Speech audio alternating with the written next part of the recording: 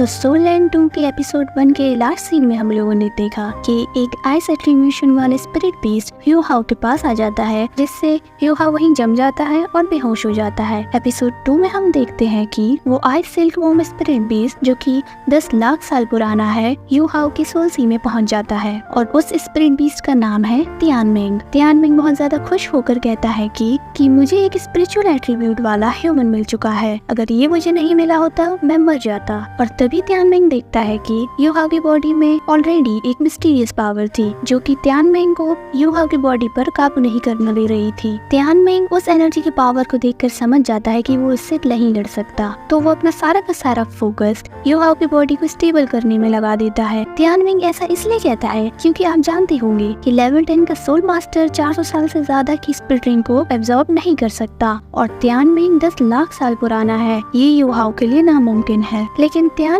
ह्यू how की body के साथ मर्ज होना चाहता है, तो उसने ऐसा करने के लिए ह्यू हाउ की सोल सी में 10 सील्स बना दिए और उन सील्स ने तियानमिंग की पावर को एक 400 साल के स्पिरिट बीस्ट जैसी कर दी। बाकी की पावर उस सील्स में लॉक हो चुकी थी, जिस वजह से ह्यू हाउ को होश आ जाता है। लेकिन ये जगह उसके लिए बिल्कुल नई थी, उसे समझ नहीं आ रहा था वो आखिर कहाँ आ चुका है। जिस पर तियानमिंग कहता है कि बेवकूफ, ये तुम्हारी सोल सी है। ह्यू हाउ बहुत ज्यादा हैरान हो जाता है और वो तियानमिंग से पूछता है कि तुम कौन हो। उसके बाद तियानमिंग अपना इंट्रोडक्शन ह्यू हाउ को देता है और साथ ही साथ तियानमिंग कहता है कि मुझे नहीं पता था कि तुम इतने बड़े बेवकूफ होगे, क्योंकि तुम्हारे बॉडी में बहुत सारी स्पिरिट एनर्जी है जिसे तुम एक स्पिरिट पावर की तरह सिर्फ अपने आप के थ्रू यूज करते हो, जबकि ये तुम्हारी बॉडी में बहुत पहले से मौजूद है। और ये सब सुनने के बाद ह्यू हाउ बहुत ज्यादा कंफ्यूज हो जाता है, क्योंकि ये सारी बातें उसके बिल्कुल सर की ऊपर से जा रही थी। तो तियानमिंग कहता है कि चलो मैं तुम्हें सिंपल करके बताता हूँ कि मैं हूँ एक 10 मिलियन साल पुराना सोल बीस्ट। पूरे दूसरा कॉन्टिनेंट में मेरे जैसा स्पिरिट बीस्ट कहीं नहीं मिलेगा और मैंने अपनी स्पिरिट रिंग तुम्हें दे दी है, यानी कि आज तुम्हें बहुत ज्यादा फायदा हुआ है और आज के बाद तुम मुझे अपना बड़ा भाई तियानमिंग बुलाओगे। ये सब सुनने के बाद ह्यू हाउ बहुत ज्यादा हैरान हो जाता है और वो तियानमिंग से पूछता है कि तुम्हारे जैसे इतने पावरफुल स्पिरिट बीस्ट ने मुझ जैसे एक लेवल 10 के सोल मास्टर को क्यों चुना, जो कि 400 साल से ज्यादा की स्पिरिट रिंग को एब्जॉर्ब भी नहीं कर सकता। इस पर तियानमिंग कहता है कि मैंने तुम्हें चुना नहीं है, मुझे चुनना पड़ा, क्योंकि अगर मैं तुम्हें नहीं चुनता तो मैं मर जाता। इसके बाद तियानमिंग ह्यू हाउ को दिखाता है कि मैंने 10 सील बना रखी हैं, जिसकी वजह से मेरी स्पिरिट रिंग एक 400 साल के स्पिरिट बीस्ट की स्पिरिट रिंग जैसी हो गई है। और जैसे जैसे तुम अपने आप को कल्टीवेट करोगे तो तुम्हारी फिजिकल स्ट्रेंथ बढ़ेगी और तुम्हारी स्पिरिट रिंग्स भी चेंज होती जाएंगी। जिसको सुनकर ह्यू हाउ बहुत ज्यादा खुश हो जाता है, क्योंकि ये हिस्ट्री में पहली बार होगा कि सोल मास्टर की पावर के साथ स्पिरिट रिंग की पावर भी बढ़ती जाएगी। इसके बाद तियानमिंग कहता है कि सिर्फ यही नहीं, मैंने तुम्हें 4 स्पिरिट सोल टेक्निक्स भी दी हैं। हाँ, मेरे पास कोई स्पिरिट बॉम्ब नहीं है, लेकिन मैं तुम्हारा स्पिरिट गार्डियन बन चुका हूँ। और ये सब सुनने के बाद ह्यू हाउ की खुशी का तो कोई ठिकाना ही नहीं रहता है। ह्यू हाउ कहता है कि मेरे पास 4 स्पिरिट सोल टेक्निक के साथ एक स्पिरिट गार्डियन भी है।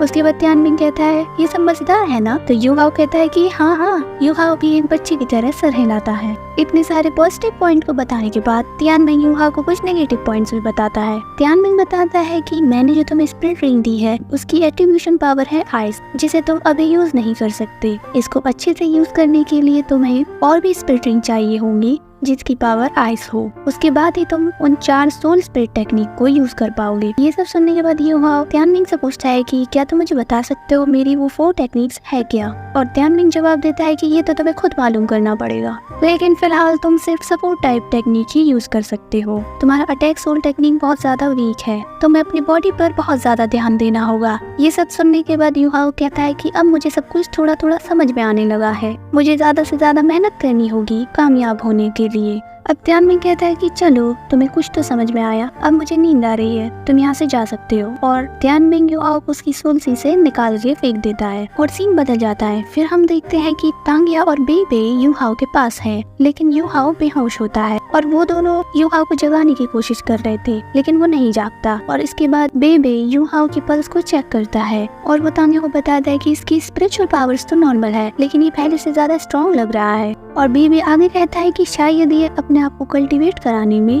कामयाब हो गया, तो इसको थोड़ा टाइम देते हैं, ये अपने आप जाग जाएगा। और तभी बेबे उसी मरे हुए मंकी स्पिरिट बीस्ट को देखता है जिसे यूहाओ ने मार दिया था और जो कि सिर्फ 10 साल पुराना था। बेबे मनी मन सोचता है कि ये तो काफी बुरा हुआ कि इसने सिर्फ 10 साल की स्पिरिट रिंग को एब्जॉर्ब किया है। और तभी हम देखते हैं कि यूहाओ जाग जाता है। होश में आते ही यूहाओ इन दोनों को देखकर काफी चौंक जाता है और जबकि तांग्या और बेबे खुश हो जाते हैं। तांग्या उसे उठाती है और उससे कहती है कि अच्छा हुआ तुम होश में आ गए, बट हम तुम्हें बचा नहीं पाते। यूहाओ कहता है कि तुम्हारा मतलब क्या है। तांग्या उसे गुस्से में जवाब देती हुई कहती है कि बेवकूफ, तुम्हें नहीं पता यहाँ पर कितने खतरनाक स्पिरिट बीस्ट होने वाले हैं। और इसके बाद यूहाओ देखता है कि तांग्या और बेबे की सोल रिंग्स बाहर आ चुकी हैं। पर यूहाओ देखता है कि तांग्या के पास 2 सोल रिंग हैं और दोनों ही 100 साल से ज्यादा की हैं, और जहाँ बेबे के पास 3 सोल रिंग्स हैं और उनमें से 2 100 साल पुरानी है और एक 2000 साल पुरानी है। यूहाओ को यकीन नहीं हो रहा था क्योंकि बेबे तो सिर्फ उससे 3-4 साल ही बड़े होंगे और वो लेवल 30 के सोल मास्टर है। वो ये सब सोच ही रहा था तब वहाँ पर एक दतूरा स्नेक आ जाता है जिसे देखकर तांग्या बहुत ज्यादा खुश हो जाती है क्योंकि ये दोनों भी एक स्पिरिट रिंग की तलाश में आए थे। तांग्या बेबे से कहती कि ये वही है जो मुझे चाहिए। गाइस, ये दतूरा स्नेक वही है जिसे सबसे पहले तांगसान ने मारा था। बेबे ये सब सुनने के बाद तांग्या से कहता है कि ठीक है, तुम यूहाओ को प्रोटेक्ट करो, मैं इसे संभाल लूंगा। जिसे सुनते ही तांग्या ने अपनी ब्लू सिल्वर प्लांट की पावर को एक्टिवेट कर लिया, जिसे देखकर यूहाओ बहुत ज्यादा हैरान हो जाता है क्योंकि तांगसान के पास भी ऐसी ही पावर थी। इसके बाद हम देखते हैं कि बेबे अपनी लाइटनिंग टेक्निक का यूज करके उस दतूरा स्नेक को मारने की कोशिश करते हैं, लेकिन वो बहुत ज्यादा फास्ट था और वो तेजी के साथ मूव करके तांग्या और यूहाओ पर हमला करने लगता है। और बस वो हमला करने ही जाता है तो तांग्या यूहाओ को लेकर वहाँ से भाग जाती है और इसी के साथ साथ बेबे भी उस पर लगातार हमला करते जाता है। तांग्या यूहाओ से दूर से देखते हैं। तांग्या यूहाओ को बताती है कि बेबे के पास टी-रेक्स लाइटनिंग ड्रैगन की सोल रिंग है जिसकी मदद से वो अपनी ब्लू लाइटनिंग टेक्निक्स का यूज कर सकते हैं, लेकिन दतूरा स्नेक बहुत ज्यादा तेज है जिस वजह से वो उसे अपने टारगेट में लॉक ही नहीं कर पा रहे। यूहाओ तो पहले ही तांग्या और बेबे से काफी ज्यादा इम्प्रेस हो चुका था क्योंकि उसकी माँ के बाद ये दोनों पहले इंसान हैं जिसने उसकी बिना सोचे समझे मदद की और उसे प्रोटेक्ट किया। इसलिए यूहाओ भी उन दोनों की मदद करना चाहता था। इस पर त्यानमिंग मुझसे कहता है कि अगर तुम इनकी मदद करना चाहते हो तो स्पिरिट डिटेंशन टेक्निक का यूज करो। मैंने ऑलरेडी तुम्हारी मेमोरीज में इस टेक्निक को इंजेक्ट कर दिया है। और ऐसा सुनते ही यूहाओ ने अपनी स्पिरिट डिटेंशन टेक्निक को एक्टिवेट कर लिया। यूहाओ उन दोनों को दिखाना चाहता है कि वो कोई यूजलेस इंसान नहीं, वो भी उनकी मदद कर सकता है। और जैसे ही उसका एक्टिवेशन कंप्लीट होता है वो उस पावर को तांग्या और बेबे के साथ शेयर कर देता है, जिसमें हम देखते हैं कि तांग्या और बेबे के आसपास की चीजें काफी ज्यादा स्लो हो गई थी। बेबे ये सब देखकर काफी ज्यादा हैरान हो जाता है क्योंकि वो अपने आसपास की हर मूवमेंट को महसूस कर पा रहा था और वो अच्छे से सोच पा रहा था कि आगे मैं कौन सा अटैक करूंगा। आगे हम देखते हैं कि बेबे उस दतूरा स्नेक को भी देख पा रहा था जो कि काफी स्लो हो चुका था और ऐसा अच्छा मौका मिलते ही बेबे अपनी सबसे स्ट्रॉन्गेस्ट लाइटनिंग टेक्निक का यूज करता है और वो दतूरा स्नेक काफी ज्यादा इंजर्ड हो जाता है। और तांग्या भी ऐसे ही किसी मौके का वेट कर रही थी और वो जल्दी से जाती है और उस दतूरा स्नेक को वहीं पर खत्म कर देती है। तो दतूरा स्नेक के मरने के बाद उसकी सोल रिंग बाहर आती है जो कि 1000 साल पुरानी है और तांग्या उसे वहीं बैठकर एब्जॉर्ब करना शुरू कर देती है। और दूसरी तरफ बेबे देखता है कि यूहाओ बहुत ज्यादा थक चुका है।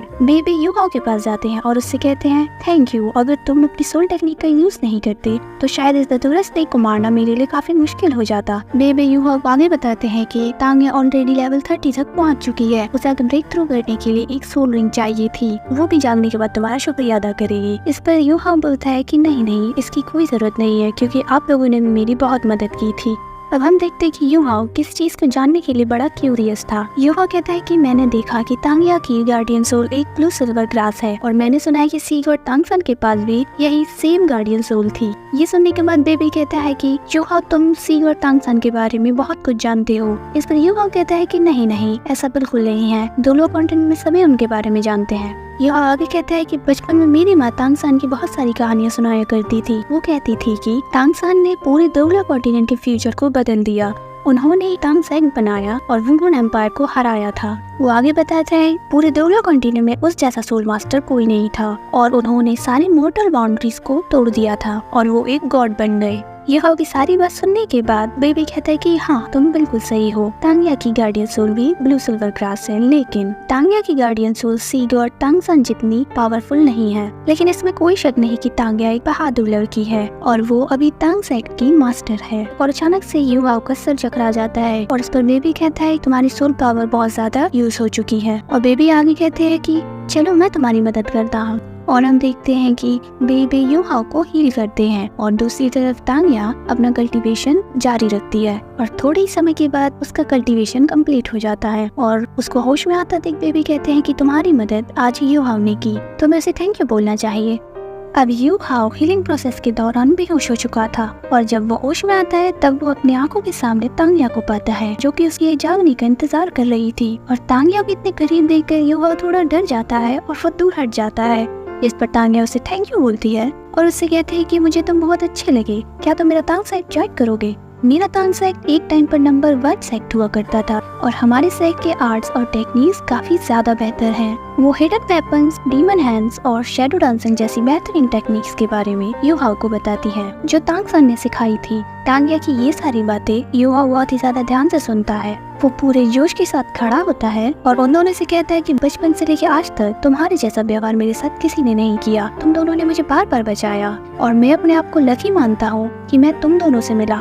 उसके बाद यूहाओ बहुत ही ज्यादा एक्साइटमेंट के साथ कहता है कि हाँ, मैं तांग सेक्ट को ज्वाइन करूंगा और ये सुनने के बाद तांग्या बहुत ज्यादा खुश हो जाती है और कहती है कि ये हुई ना बात। और वो यूहाओ और बेबी से कहती है कि हम फिर से दोला कॉन्टिनेंट के नंबर 1 सेक्ट बनेंगे। तांग्या यूहाओ से कहती है कि अब तुम हमारे साथ चलोगे और हमारे सफर के दौरान हम रास्ते में ट्रेनिंग भी कर लेंगे। इसी सफर के बीच में बेबे यूहाओ को तांग सेक्ट की टेक्निक्स दिखाता है। बेबे hidden weapons, demon purple eyes, शानयूज हैंड्स और ड्रैगन कैचर क्लॉ यूहाओ को दिखाता है और हम आगे देखते हैं कि यूहाओ अपनी पूरी कोशिश करता है तांग सेक्ट की बेसिक टेक्निक्स को सीखने का, लेकिन वो बहुत ज्यादा कमजोर होता है। वो हर बार हार जाता है लेकिन वो हार नहीं मानता। वो दोबारा उठता है, फिर प्रैक्टिस करना शुरू कर देता है और बेबी भी यूहाओ को हमेशा इनकरेज करते हैं कि वो एक दिन जरूर इन टेक्निक्स को सीख जाएगा। अब आप बेबी के ऐसे बिहेवियर से समझ गए होंगे कि बेबी कितना अच्छा इंसान है और हम आगे देखते हैं कि वो तांग्या की भी बहुत केयर करता है। शायद वो तांग्या को पसंद करता हो, वैसे मैं सिर्फ गेस कर रही हूँ क्योंकि मुझे नहीं पता आगे क्या होने वाला है। अब वो लोग सफर में आगे बढ़ते जाते हैं और हमें कुछ अच्छे अच्छे मोमेंट्स दिखाए जाते हैं जहाँ पर बेबी यूहाओ की हेल्प करते हैं और वो मन ही मन कहते हैं कि यूहाओ, मैं तुम्हारा साथ कभी नहीं छोड़ूंगा। मैं जानता हूँ तुम बहुत ज्यादा वीक हो, लेकिन फिर भी तुमने आज मेरी मदद की। मैं एक न एक दिन इसका एहसास तुम्हें जरूर चुका दूंगा। इतने बेहतरीन सफर के बाद आखिरकार ये तीनों श्रेक एकेडमी तक पहुँच ही जाते हैं और आप तो जानते ही होंगे श्रेक एकेडमी किससे रिलेटेड है और यूहाओ खुशी के साथ श्रेक एकेडमी को बस देखता ही जाता है और ये वाला एपिसोड यहीं पर खत्म हो जाता है। अब मैं आपसे मिलती हूँ सोल लैंड 2 के एपिसोड 3 में, जहाँ पर यूहाओ का एक नया सफर शुरू होगा। अब मैं चलती हूँ, बाय बाय।